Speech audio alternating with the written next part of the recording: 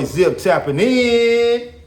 Got my boy C Miller in the building. What's good? We got P with the shop on Fairfax. We live coming in. Yo, we ain't did a tape recording in a minute, so we just coming in live from the studio. We really just, man, excited about the week, excited about all the blessings and opportunities. Disruptive innovation is like taking over everywhere you look, from crypto to blockchain, all of the above. It's all been super duper disruptive. Everybody's getting scared. I know. You've been watching Bitcoin. You looking at it like, oh, what the fuck's gonna happen? What the fuck's happening with my Dogecoin? All the other bullshit. I told y'all don't buy that shit. Y'all was like, I'm gonna buy Dogecoin. Niggas get rich. That shit been tanking ever since. But I'll tell you this: buy the dip. Whatever cryptos you hold, buy the dip. When it goes low, you buy. You don't get scared during this time. You gotta buy more. Now, there are a lot of different people who believe that we're probably gonna see even close to $10,000 to $11,000 Bitcoin prices in this next drop. So if you got in at 20,000 and 30,000, you might want to look for some trade opportunities to jump out your position and reposition yourself. I was looking at 30. I'm more along the heavy shorters of going back to 11, only because your institutional money is acting crazy. They're getting risky. And I know I just jumped straight in with the crypto, but that's what I do because that's what y'all know me for. Bitcoin bosses, baby. So I want to tap in live. We at the shop on Fairfax, near Hollywood, California, baby. You know, it's live out here, man. How's it live? See, man, we was just on the strip. How was it, baby? Shit, like roaring 20s, I just got wide open now. Yeah, dog. Roaring 20s is back, man. That's what, I mean, it's funny you said that, man, because, I mean, that's really what it's like, man. It's really like the roaring 20s out here. When you look at the money that's really coming in, like the government just dropping. I mean, it's like they literally in helicopters dropping money out of the motherfuckers, right? I mean, every industry is getting a surplus of not only like good money and stimulus, but also just really resources they need to keep opening. Like, I mean, even here in California, mom and pop brick and mortar business getting stimuluses to open back up. I mean, it's beautiful. We about to get rid of the mask mandate June 15th out here. That's gonna be huge. So, man, we live, man. We on the strip. We ain't want to give y'all too much. We got P in the building. P, come get on the light, man. We on the light, baby. What's up? P. Wagner here, man. It's the best stylist in Hollywood. I'm telling y'all straight up. Don't judge me because I'm about 2 weeks old, but I'm just saying this is the best cut you can get in the city. So just let you know. But deeper than that, man, she's the multi-talented creator. She's coming from the best stars, you name it. Stylist, keeps you looking pretty, and you want that intention when somebody touching your head, man. So you want to make sure you're always good. Somebody with good intentions, not no bad intentions. You dig? Yes. So yeah, man. So what's good, man? What's going on, C, man? Tell me what y'all doing with wardrobe. You know, man, how y'all feeling, man? I know y'all got a new product launch, y'all dropping out. Tell me something good, man. You share with the people. So we're gonna look to launch probably the next 2 weeks or so. You know, we on Amazon, getting our we finalizing everything on Amazon right now. Dope. But we're gonna do a campaign called I Love Your Skin. You know what I'm saying? You know, what's going on now. It's a lot of, you know, we got this hate going on. I mean, it's a lot of stuff going on. You know, definitely. George Floyd, you know, just color your skin. So I Love Your Skin campaign is gonna be something that we push through, you know, with the skateboards and the skins and all that, and that's gonna be our biggest thing moving forward. So give it about 2 weeks or so, and we'll be launching. We're doing promos, looking for collaborators, any young people that want to paint, draw, anything. You know, we're looking to give people opportunity to make their own money. You know, financial freedom. You know what I'm saying? So we're gonna teach that early, no matter how young or how old you are. But you know what I'm saying? Like I said, we have the skins. Yeah. And people can draw and do their own collection, sell it to their friends or whatever. Wow. And you know, and get a portion of those proceeds as well. I love it, man. So, I think that's amazing, being able to give artists an opportunity to collab and be able to be creative at the same time, and really own their own power by being able to sell their own brand as well. 100%. So I think that's amazing, man. So we'll be on the lookout for that in the next 2 weeks. Anything you want to share with the culture, man, about just not only art but technology, where we're going? I think what you guys are doing, I think everything is going to be custom. So like being able to offer people custom and give people something they can tap into, they can create on their own. Like I want my own skateboard. Yeah, that's like a great concept for me because I'm like, yo, I don't want the same shit Tony got. I want my own thing. So being able to put if I want to put my face on the board, that'll be lit for me. So I'm riding around, look, you know, got my own face on there. So I just think that's perfect. And I think the future is all about exclusive and custom. And I think the more that people, like, especially in the post-COVID reality, you know, smaller events, cultivated experiences, you know, more intimate opportunities, more customized things. And I think that's part of what we're seeing now. But what you guys are doing in your movement with wardrobe and I Love My Skin, I think that's amazing, man. I just think everything that's happening in the world, we ain't gonna get into specifics, but we just gonna say everything that's happening in the world. But I want to bring up a thing you brought up, George Floyd, and looking at George Floyd, here we are, man, almost a year to the date. Yes, sir. That this brother like laid out on the street for 9.5 minutes, getting murdered. And I want to get you and Pete perspective chime in. Do you guys think that much has changed in terms of the culture since all the riots, the promises from corporate donors and the pledges and what do you guys think? You think in a year can we look up and say, man, life has gotten better for indigenous people and black people in this country after we seen George Floyd? Obviously, his family got a settlement. Kareem and I saw his wife, his baby mom with the daughter going through Houston airport. They got a $27 million settlement. Shout out to Justin Miller and Chris Spencer working on that. And obviously the other brother that's an attorney. But those are our frat brothers, and we know they worked on it. So they the Justice brothers we know. So shout out to Chris Stewart and Justin Miller. But do you guys think it's got better, or are we in the same place we were this time last year?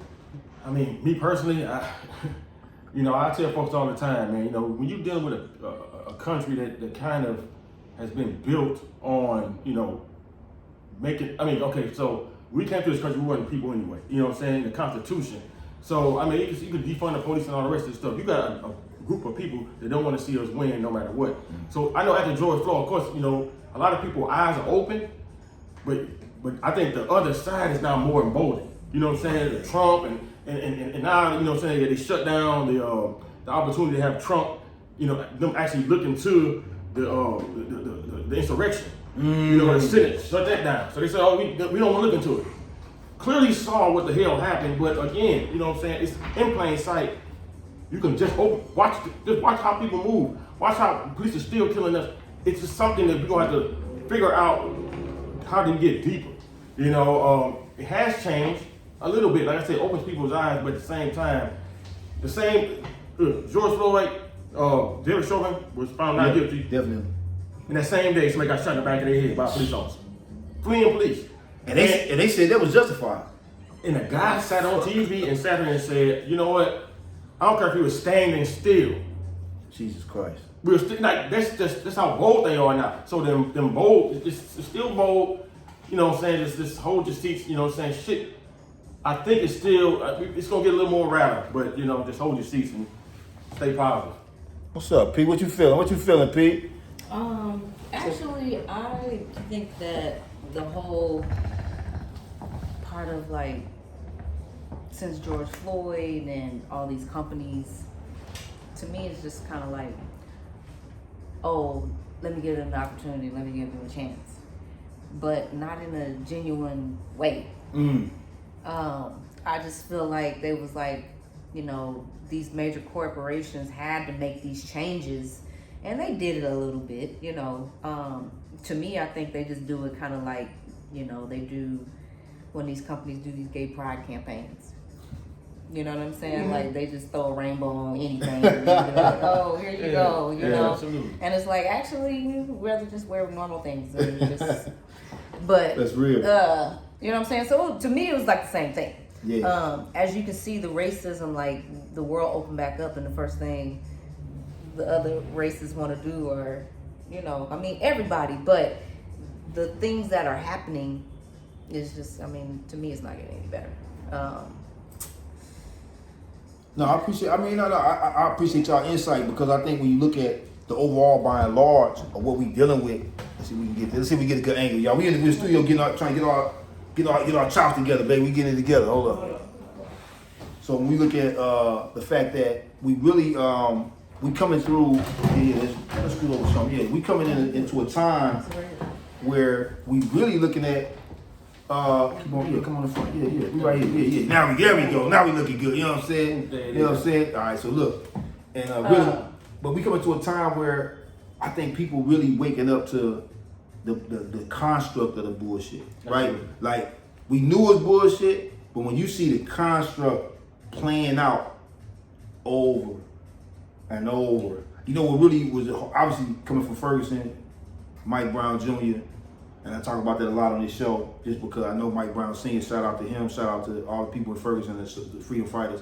And as you see, just bringing this up, the head of Black Lives Matter just resigned. for money embezzlement. Come on. Buying $1 million cribs, It's one just out like here. the Red Cross. Like, Oh man. you know. But see the thing with them, nobody will find out. You know, we only who runs the Red Cross? Yeah. Who's on the board? Who said, you know what I'm saying? So we talking about the money with the Haiti, right? Billions of dollars with the Haiti, but never got the Haiti. Never got the Haiti. From the Red Cross. So just And with shit or some shit. just with the situation like with the NBA right now. Mm-hmm. And as you can see, these guys are coming back playing, you know, doing what we do best. Save America. And then you got these racist people in the stands that feel entitled, feel obligated, and you know, basically, what he say? I throw this nickel on your back, and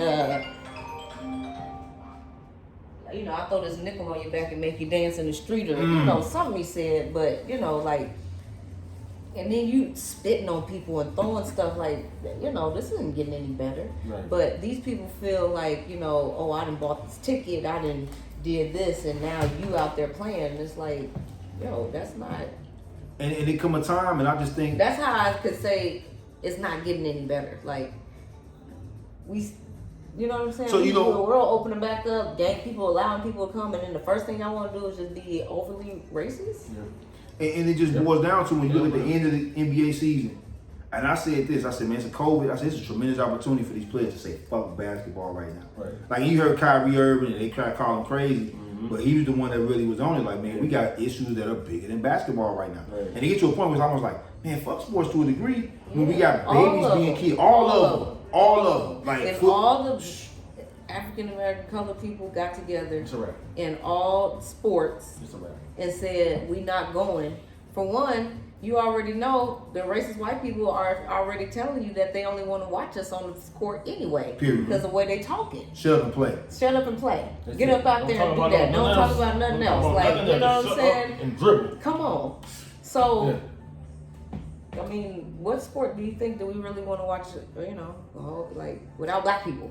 And that's a real thing. And the idea is when we look at the economic power of these athletes, if they're able to pull away from this sport and go to Africa and say, you know what, we're going to play games in Africa this year. We ain't even playing in the States.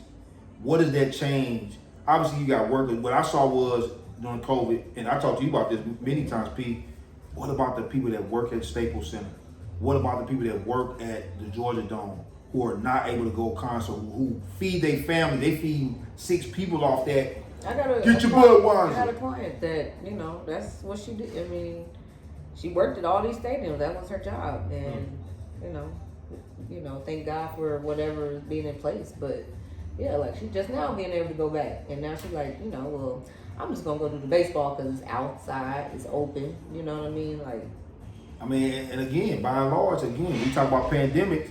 You know, you think about, you know, America gets a pandemic, black people get 2 or 3 pandemics. We got the pandemic of poverty. Yep. We get the pandemic of exacerbated poverty because of COVID, because you can't go to work. And then you get COVID itself. And then so we look at these communities, brown and black people by and large, were the main people dying. So again, I just want to get y'all perspective on, not trying to take it down too sad, but really just look at like what is the reality of, have we gotten any better? Since they said, we're going to give y'all some money. We're going to cut them checks. And I know a lot, 99%, and give you the stat, 95% of black-owned businesses didn't qualify for PPP. Come on. When you look at the list, you're talking about 10 million to this major corporation, 9 million here. Even Kanye got about 10 million. All these different companies that have got big box employees getting 10 million. And again, there were people who got 10 and 20, but that ain't no fucking money. yeah. 10 to 20 grand. Like, motherfucker, if you ain't paid rent in 6 or 7 months or a year or whatever, how long, That's your whole check. that's your whole check. So you giving that right back. Right back. So what are the opportunities? What are the real money opportunities that are coming up? And I'm glad we're talking about this because there are tremendous money opportunities available. Biden administration just put out $100 million. I've always said we need to get back to, like, not segregation, but to a point to where we only dealing with ourselves and knowing that this, you know, like you said earlier, this country was built off of selling black people. So get you a business. That's the only way to work in America. You gotta be an entrepreneur. I think entrepreneur. I think the At some entrepreneur point, class. something has to happen. Yeah. You know, even if you're working at one of these corporations, I told my homeboy earlier, like, just start your business, and when they give you a check, then put it in there. Yeah. And then, so you don't, 100%. you ain't never. That's what Nip was with the all money in thing. You Yes. know, the Black Dot, as soon as touch our hand, you know what I'm saying? You got Chinatown, Koreatown, all the rest of these places. They got their own banks and everything. The money goes in those places. And that's Us, why I think Nipsey was we taking tap money and shit. It's going. We got what? Persian jewelers, motherfuckers sell cars. You know what I'm saying? Like it touches our hand, goes right back And out. that be the thing for me with our community. We don't manufacture Shit. nothing. We don't even manufacture toilet paper. Like, you know what I'm saying? Like, I mean, we don't have it. it's- All the years of making cars, there's not one black-owned car company. think about this: the Model T, the Henry Ford gets his entire automobile plant. The entire consciousness comes from George Washington Carver. Understand his relationship with actual physical plants. Yep. So the fact that he using biomimicry to create wealth, that's why my whole ministry is, and mission is to teach people about getting back in tune with nature, using nature to create good systems of continual, what I call passive equity. Because that's what, you know, we talk about passive income, that's great. But what about passive equity? Equity that not only passes from this generation, but to the next generation. Like wealth. Like, We need to buy land. but also invest in vehicles that take us further than what 1 + 1 will do. Right? You know, I buy something from you, I put it on eBay, that's arbitrage, and they make a couple of dollars. But if we create the systems that control wealth and we manage these systems, like the guys who were supposed to be on the show, who had that system, like we're able to create an ecosystem that's like infrastructure. And so, like, when we talk about infrastructure, how many black people are actually saying, yo, what is the infrastructure we're going to create in our communities? We always talk about buying real estate in the hood, but who's cleaning the sewer? Who's installing the Wi-Fi? Yeah. The shit that you need, like, this is what really got exposed in COVID, right? The digital divide. How many people actually can't really get online? How many people in these communities They was giving kids internet, here, take computers, this, and everything. I mean, it came out of nowhere, but then people, we got kids, I'm talking to different mayors, they got third graders that's still 9 months behind in school because of COVID. Because they weren't able to get online. They ain't have solid internet. So now they put billions and billions in the infrastructure, but what are the black infrastructure opportunities that we're looking at? We only think about the things that service our needs, but what about how do we strengthen and build a nation? So we got to be thinking over the next 5-10 years, what are the nation building infrastructure opportunities for not just education? We always think infrastructure just means we got to educate our kids. We need more schools. What are you teaching your kids in these schools? In a world where we're going 100% digital, where's the black school of digital transformation? I went to Morris Brown, president, and asked him, I said, man, I see the school's about to get their accreditation back. I said, if you really want to win and help these next generation of black children that are going to come to this institution, you need to be just scrap the 1900s and the 20th century business model of school. Business administration, this, you know, all these other shit. No, digital transformation, financial transformation, fintech. What are the financial technologies that we're going to be coming out with? Bitcoins and the cryptos and the blockchains and the security. There's no school for that. Right. And so we got kids going to school learning about philosophy, and they're going to be looking at that, which might not be a bad job, but let's say sociology and some of these other things that, shit, psychologists, half of them don't even know what the fuck they don't. They just got them, went to school, paid the money, and just showing up at work for a check. They're not thinking about the biological implications of genetic mutations on your body. If somebody takes steroids, right? If you take anabolic steroids for a particular amount of time, those are hormones affecting your body. If you eat too much chocolate and snacks, hormones are changing your physical DNA. We're not talking about the changes that happen to people on a regular basis. People don't think, they think they were born, that's their physical DNA for the rest of their life. No, your societal, your sociological, your environmental things impact you from the water you drink, to the air you breathe, to the snacks, to the liquor, to the women, to the men. All this shit affects your DNA. And we don't have real conversations about what really affects us. We think we're the same. When people say they big bone big, it's like, how are your bones bigger? What? And we start doing bone density tests. You know what I'm saying? Like, I'm big bone. Motherfucker, you fat. You know what I'm saying? You have to lose weight. Now, we got endomorph, mesomorph. You do have body structure types Yeah. that make, okay, this person is more highly for sure. predisposed to get how this happen. However, But obesity is the problem. We talking about greed, gluttony, eating bullshit, going to McDonald's, Burger King, all that. I'm hating on y'all can sponsor me, but if y'all will sell Impossible Burger. But I'm saying we're on the real shit. We really looking but at. You know what I tell people all the time? Like, you know, people ask me, you know, how do you eat that, you know, impossible meat? I'm like, you know, you don't have to have meat every time. No. So if you have to have some type of psychological, just get your Impossible Burger. Yeah. It's good. And that's going, you know, but if you just looking to have meat every time, like, you killing yourself. Gorillas is the biggest thing in the jungle. And that ain't southern meat. What they eat? Shit, motherfucker grass. Motherfucker sugar cane, something. All right, man, it's your boy Zip tapping in, two player. Y'all, we been in the lab, we getting it in. I love this shit, man. We keeping up the conversation, man. So what y'all think, man? What's cracking? What do you guys want to see over the next 5 months for this 2021? What do you expect to like really see that's gonna shift and change? Like we done seen so many things change. Like my kids think it's the Jetsons. What do y'all think gonna be the next crazy thing? I seen Sean Kingston had a nigga floating in his backyard with the personal drone. He had the personal foot drone flying through the shit back of Sean Kingston. So what do you guys think gonna be the craziest technology? We come out of COVID, it's digital, you're seeing everything done. The GM shut down their entire plants to make everything electric cars now. So we seeing the shift happen. They just shut down all their plants around the country. They switched everything over to manufacturing EVs. So this is what Elon Musk created because he made $88 billion through the pandemic. So people always talk about like, oh, this is fucked up. This, everybody. Here's a motherfucker that was ready and has made $88 billion in the pandemic. Yes, so it's just a testament of staying ready and you ain't gotta get ready. Yes, so what? So we gonna wrap it, and you know, again, we can go all night talking about these different topics. I just want to wrap this segment and get in, but I want to get this perspective from y'all. What is going to be the next big thing in y'all perspective? I'm gonna let P go first, and I'm gonna let you go.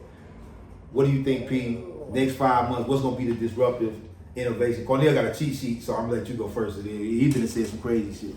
I mean, the only thing for me, shoot, tell me where the aliens is at. What's going on? You know what I'm saying?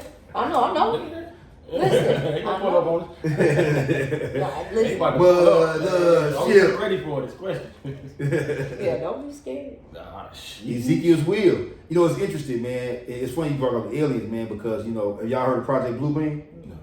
See, this is this how the show go along. Let me tell y'all. So, Project Bluebeam is a project where they're going to use lights and holograms like they did Tupac in the desert to make people think that it's an alien attack. Now, this is supposed to be used, it's going to be used as a way to subject humanity into giving up more rights. So COVID, what they believe is while they're paying people now to get the vaccine, because whatever they putting in you, you're going to think you've seen the shit they told you saw. But if you don't get the shot, you're going to be able to see the real shit as it really was happening. Now, this is what I'm hearing. Wow. Now, I may edit this off, and nobody may ever see this part. because I don't like to tell everything.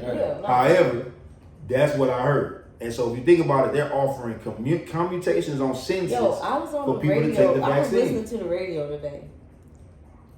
If I was nowhere near as conscious as I was, the radio today was basically telling me like 10 people was going to get like a couple mil or for being vaccinated, or like they got like they got $100 million right now to get like they're going to start doing like a potluck type of thing or something. Well, I'll tell y'all this. We are running ads. If anybody who has the money, we'll run an ad on the show.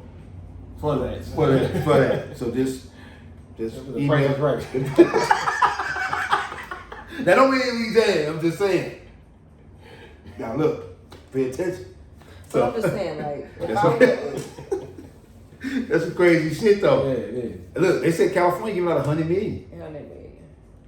Listen, New York is giving their prisoners half a community. Like if you got 30 years, we'll knock your shit down to 15. You take the shot.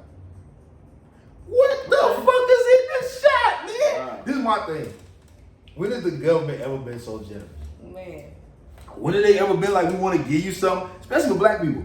Like, we can go back to motherfucking You can go back a long every Rosewood Oh my to God. Tuskegee syphilis experiment. Mm-hmm. Yeah, when are they ever giving us anything to say this is good for you? You need this. We're gonna take care of you. Hey, well, So you said, Elliot, what's your prediction? Next 5 months, what we gonna see in 2021, man? What's gonna be next? I mean, you know, we gonna see. You know, I think flying cars about to come out. You know what I'm saying? For sure. We're gonna start seeing like a lot of quick trips and stuff like that. Transition to EV.